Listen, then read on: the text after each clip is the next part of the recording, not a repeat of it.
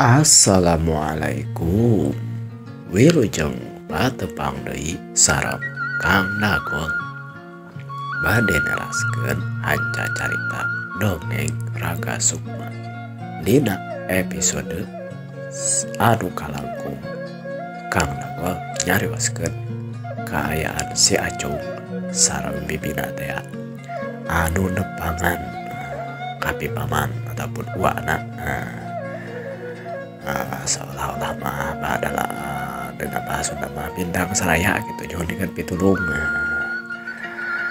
kumaha cara salah jamna mangga ka sadayana cara ketan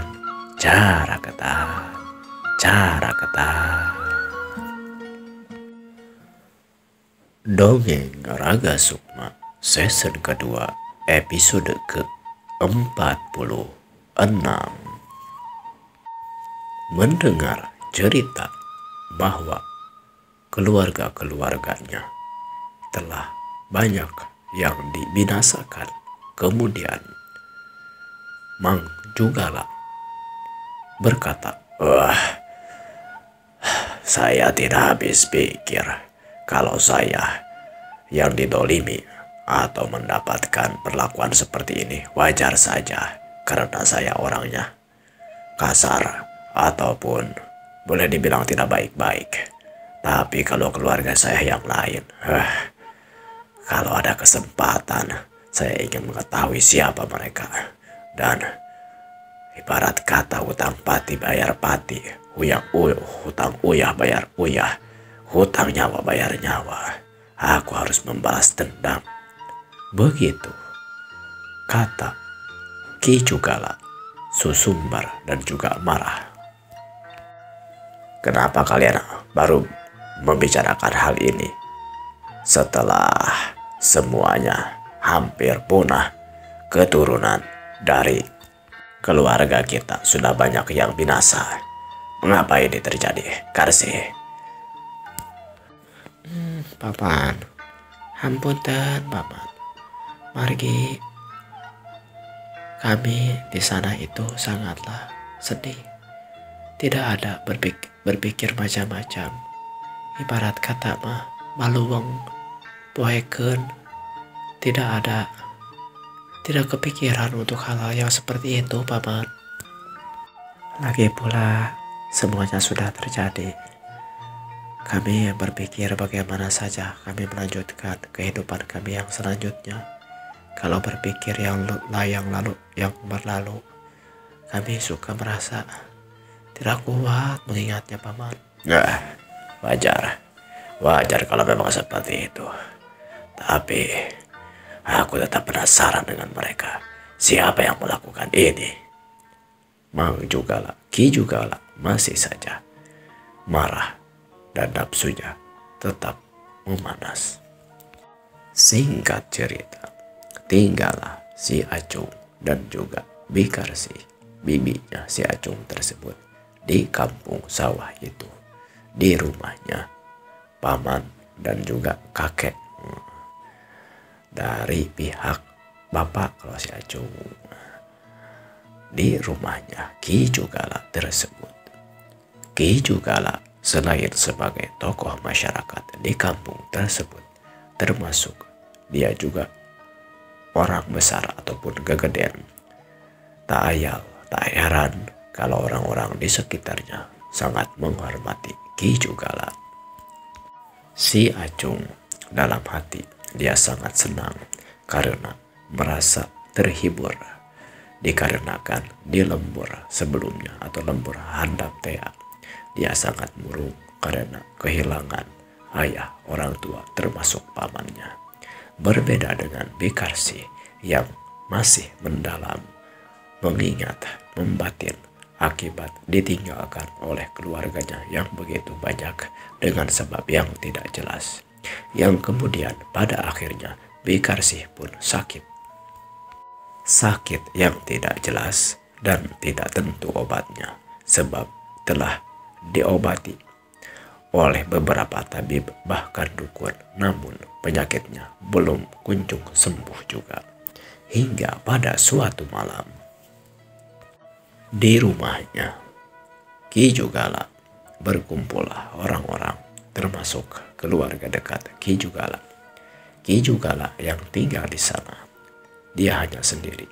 Adapun keluarganya adalah istrinya dan salah seorang anaknya, ditambah ketua kampung di kampung sawah tersebut.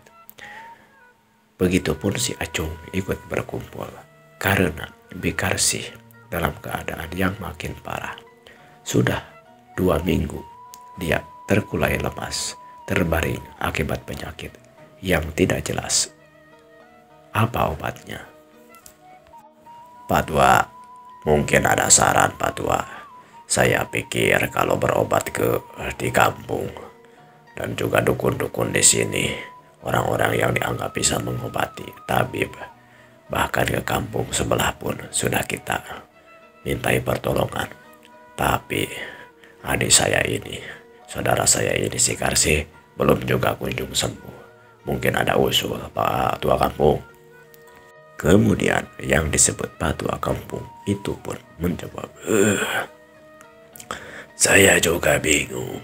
Ini masalahnya bukan masalah penyakit, tapi mendengar cerita dari Ki Jugala itu sendiri, bahwa istilah nama boleh dibilang kalalabahan ia merasa hati dan batinnya belum bisa menerima cobaan yang begitu berat. Dan tentunya Ki Jugala juga sudah tahu bagaimana apa yang terjadi pada keluarga Ki Jugala itu sendiri. Ya. Memang mungkin kalau saya lebih bisa menerima karena sifatnya laki-laki. Begitupun si Acung, walaupun masih muda. Tapi si Karsih ini, selain ditinggalkan oleh suaminya, orang tuanya, mertuanya, waduh, saya jadi gemas. Ingin tahu dan ingin menuntut balas kepada orang-orang yang melakukan kedoliman ini. Kemudian sang tua kampung pun berkata lagi, Tunggu Ki Jugala. Pertama, sesuatu yang terjadi kepada keluarga Ki Jugala boleh dibilang tidak wajar.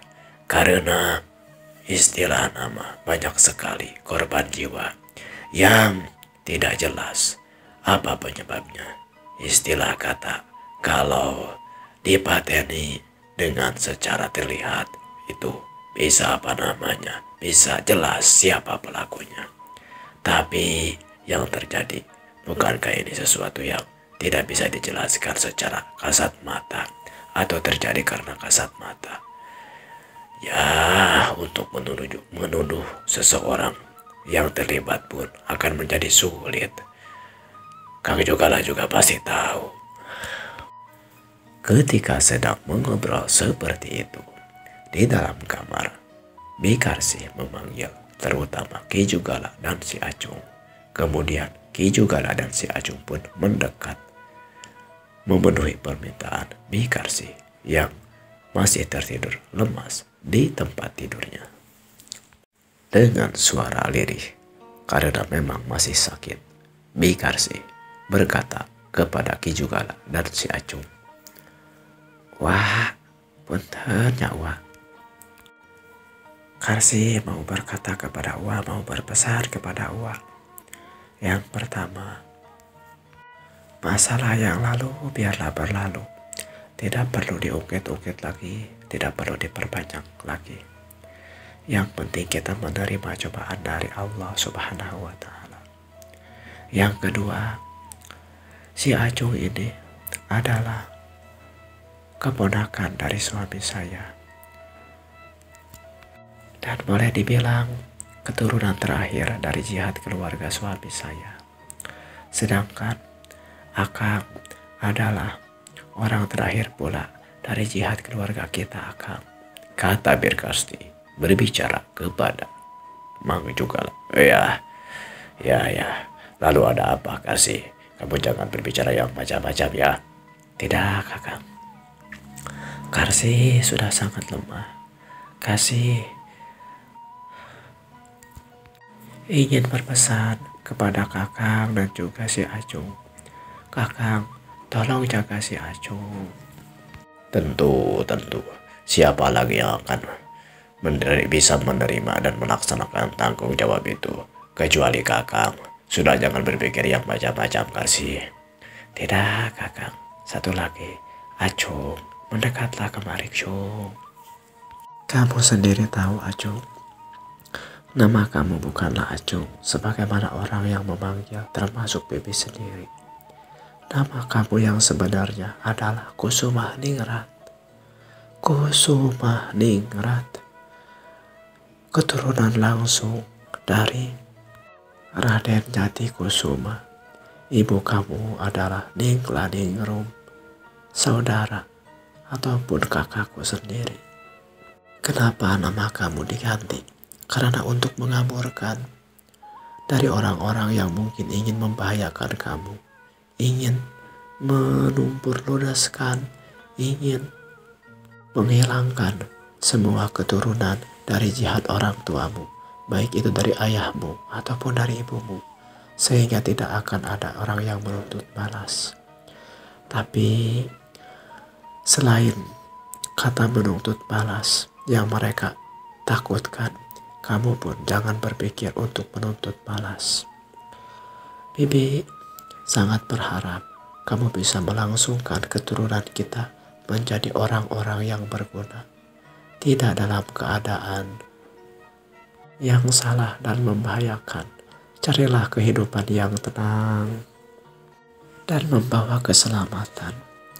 Ini adalah pesan dari ayahmu yang pernah diceritakan kepada ibumu. Dan ketika ibumu akan meninggal, dia menitipkannya kepada suami saya, yaitu Kang Jaka, dan saya sendiri. Begitu amanat dari Bibi Kusuma Acung alias Raden Kusuma Ningrat.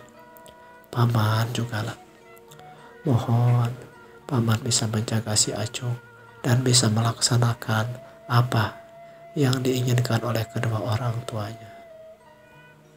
Setelah mendengar perkataan dari Bikarsi demikian, Ki Jugala dan si Acung hanya terdiam. Kemudian Bikarsi kembali berkata, Paman, terima kasih sudah menjaga saya sampai pada saat ini. Tapi mohon, saya ingin tidur sebentar, ingin beristirahat, karena saya merasa nafas saya sangat sesak dan sangat lemas sekali. Mohon izin, Paman. Kalau saya banyak salah, mohon dimaafkan, Paman. Tolong sekali lagi, tolong jaga si Acung, Paman. Mendengar permintaan dari adiknya tersebut, kemudian Ki Jugala dan si Acung pun keluar dari kamar. Sedangkan istri kunci Ki Jugala kembali ke dalam untuk menemani Bikarsi di kamarnya yang masih terbaring sakit itu. Malam pun berlalu tidak terasa. Di pagi harinya, ketika istri Ki Jugala akan menyuapi Bikarsi untuk sarapan, terlihatlah tubuh yang lemah, kurus kering akibat penyakit itu pun terbujur kaku. Bikarsi pun meninggal setelah menjalani sakit yang begitu lama. Tentu saja si Acung dan Ki Jugala sangat sedih sekali. Namun takdir tebenang dipurukir, kadar tebenang disimlar. Seorang anak manusia akan menemui ajalnya tanpa bisa dihentikan, baik itu dipundurkan ataupun dipajukan. Ketika datang masanya, maka tepat di waktu itu ajal pun akan menjemputnya. Sesuai dengan kebiasaan, adat kebiasaan sebagai seorang muslim, Bikarsi pun dikuburkan sebagaimana mestinya.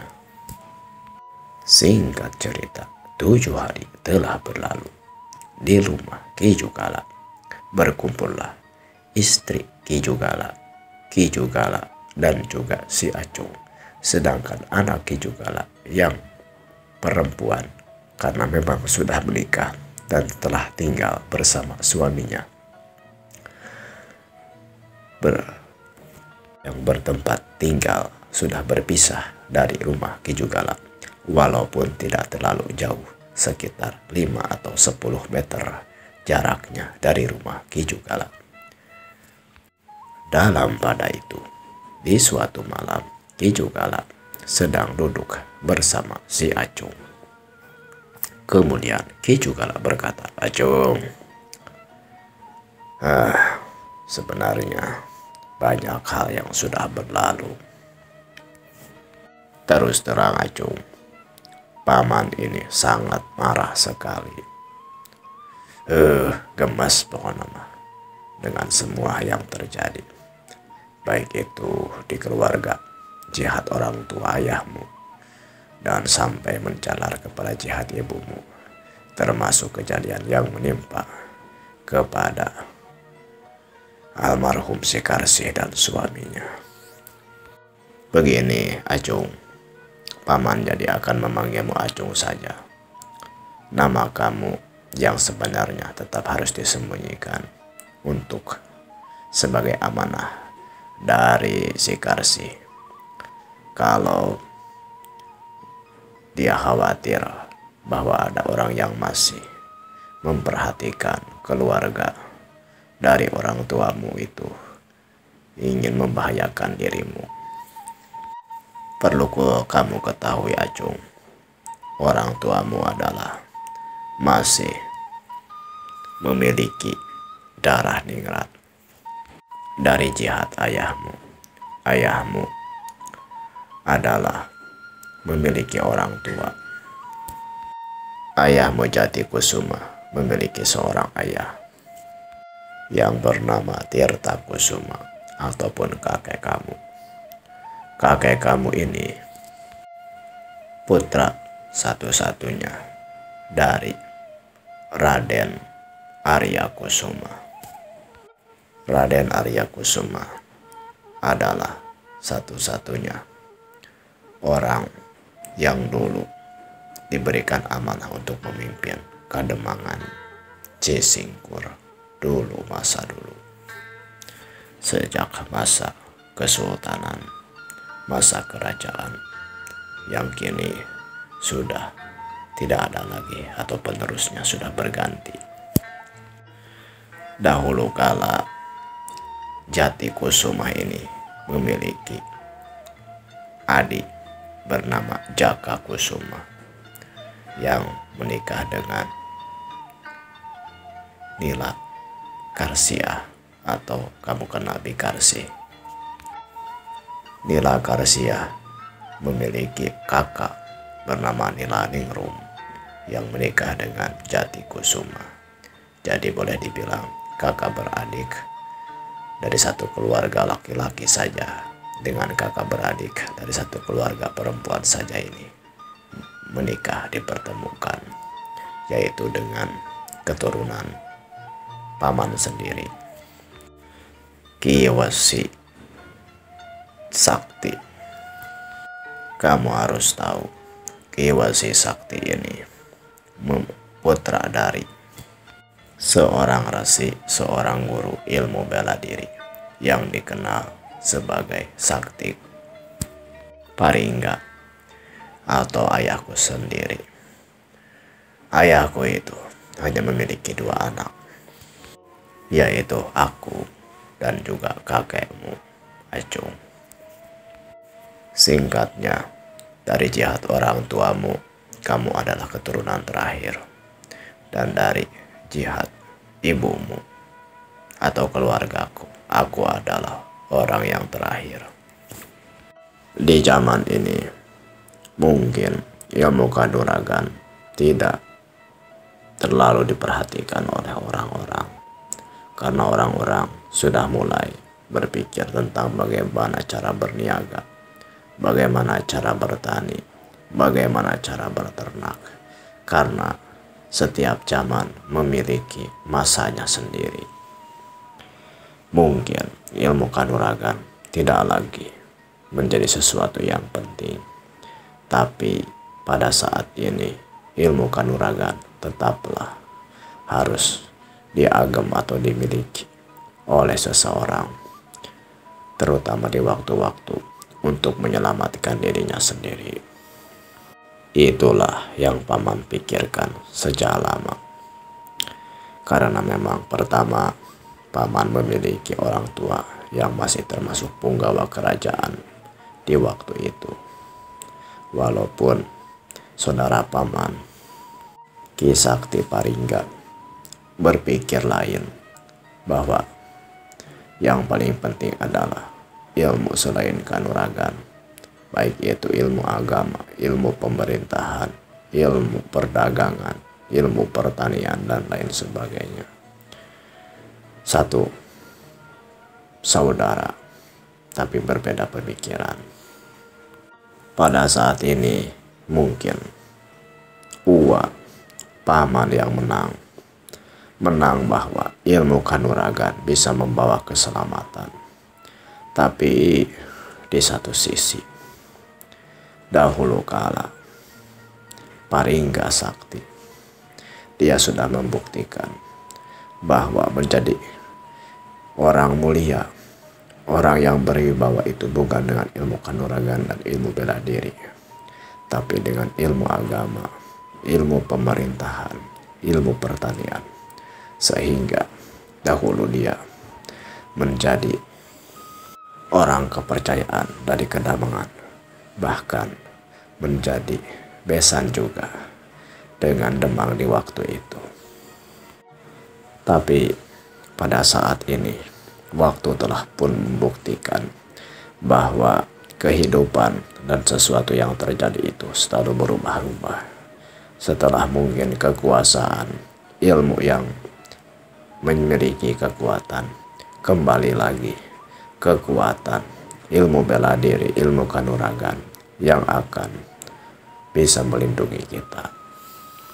Tapi orang-orang pun pernah dan banyak berkata, dan itu pun yang paman pikirkan, jika dahulu paman mengulik atau mempelajari ilmu silat dan melupakan ilmu sholat, sekarang bagi paman ilmu sholat dan ilmu silat itu harus kita pelajari. Ilmu sholat untuk bekal kita menjemput di akhirat, dan bekal kita dalam kehidupan di dunia, bahwa dengan sholat kita bisa selamat, baik itu di dunia dan juga sampai nanti di akhirat.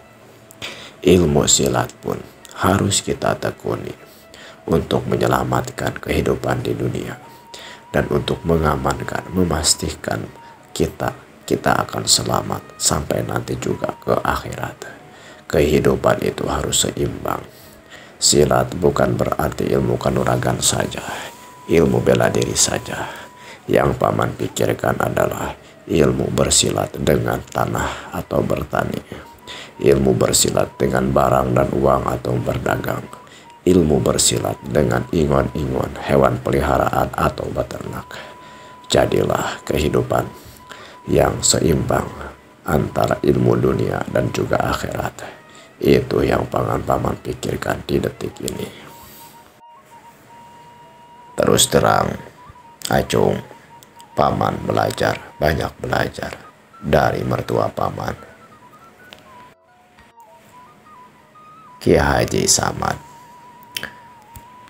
Beliau mungkin sudah meninggal, tapi pesan-pesan beliau masih bisa paman dengar, masih bisa paman rasakan. Begitu sayangnya dia kepada paman di waktu itu. Paman yang masih ngajawara, paman yang hanya menyelesaikan semua urusan dengan kekuatan, tapi mendengar petuah, wibawa, melihat wibawa dan komara ataupun pengaruhnya, paman merasa beliau mampu memberikan, memasuki relung hati paman yang sebelumnya kosong daripada ilmu yang menenangkan hati. Sampai selanjutnya paman belajar ilmu kepada beliau, ilmu tentang sholat, karena paman pikir ilmu tentang silat sudah paman miliki. Sampai selanjutnya paman pun disempurnakan dalam ibadah, ditikahkan dengan putrinya, yaitu istri paman atau bibi kamu sekarang ini. Seperti itulah kehidupan, lika-likunya tidak bisa kita tebak. Pada saat ini kamu sekarang sudah tinggal dengan paman. Paman sudah tidak memiliki anak yang kecil. Putri sematawayang paman sudah ditikahkan dengan putranya Patua Kampung. Jadi Patua Kampung itu selain saudara paman di sini, saudara seperjuangan, juga sahabat paman, termasuk juga besan paman. Ini asal kamu tahu saja. Jadi istilah nama kamu tidak perlu khawatir siapa dan apa dirimu. Tentang siapa keluargamu yang lalu, benar kata bibi kamu si Karsi, lupakan saja. Karena itu memang sudah terjadi. Kalaupun kita ingin mengulik ataupun ingin menelusuri bagaimana sebabnya atau ini dan itu, semuanya bukan wewenang kita. Kalau paman pikir semuanya sudah garis takdir, sudah terjadi, mungkin sudah menjadi nasib kita. Hanya saja jalannya yang memang mungkin tidak kita harapkan. Tapi untuk masalah kedoliman, tetap kita harus memberantasnya, atau minimal kita harus bisa mencegahnya. Dan pada saat ini kedoliman itu yang harus kita lawan. Dahulu paman sudah berjanji kepada mertua paman, yaitu Ki Haji, bahwa paman tidak akan melakukan hal-hal yang sifatnya kekerasan. Tapi paman pikir kamu minimal harus memiliki ilmu yang bisa minimal untuk menjaga dirimu sendiri. Minimalnya seperti itu. Jadi apakah kamu bersedia untuk mempelajari ilmu kanuragan, ilmu bela diri, sekedar untuk menjaga dirimu sendiri? Acung mendengar perkataan pamannya tersebut, si Acung hanya terdiam. Kemudian paman jugalah kembali berkata, sebenarnya ada orang yang mengatakan diam berarti iya atau menyetujui.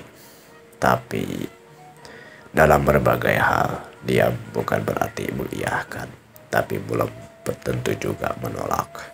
Artinya dia mungkin masih berpikir. Dalam hal ini, Cung, kamu tidak perlu berpikir yang terlalu dalam. Intinya, paman akan memberikan bekal ilmu kepadamu. Mungkin bisa berguna, mungkin juga tidak. Tapi kalau sudah kamu memilikinya, ilmu itu tidak berat untuk dibawa-bawa. Artinya bisa kamu gunakan ilmu ini sesuai dengan kebutuhan kamu. Toh kita kalau kamu memiliki satu ilmu tidak rugi. Tapi kamu harus ingat, ilmu yang nanti akan paman ajarkan adalah ilmu untuk menjaga diri, agar kamu tidak dalam keadaan bahaya. Artinya bawa keselamatan, cari keselamatan, hindari mara bahaya. Gunakan dengan bijaksana, itu pun kalau memang benar-benar dibutuhkan. Intinya paman tidak akan menyuruh kamu untuk melakukan hal yang sama seperti paman, melakukan sesuatu tindakan kekerasan dan lain sebagainya. Paman memberikan ataupun mewariskan, akan mengajarkan kamu ilmu bela diri hanya sekedar untuk membela dirimu sendiri. Dan lebih daripada itu, untuk merawat keteguhan hatimu, keteguhan jiwamu. Ibarat kata, kepedihan jangan menjadikan kamu sedih, tapi harus menjadikan kamu mati. Mati dalam artian memiliki kemampuan. Kita harus merubah kelemahan kita menjadi kekuatan. Begitu Acung.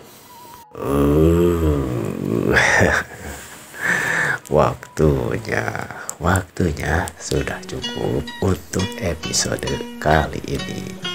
Bagaimanakah kelanjutan ceritanya? Semoga bisa terhibur. Ini mah ya tanpa daripada sore-sore. Mending istilah nama mengisi waktu daripada melamun gak jelas ya, sambil nunutan lah gitu. Mudah-mudahan jadi beberapa jadi hiburan untuk yang mendengarkan, yang menyaksikan video dari Kang Bagol ini. Like, komen, dan subscribe-nya di atas Kang Bagol. Kita bertemu lagi di episode selanjutnya. Wilujeng patepang deui bareng.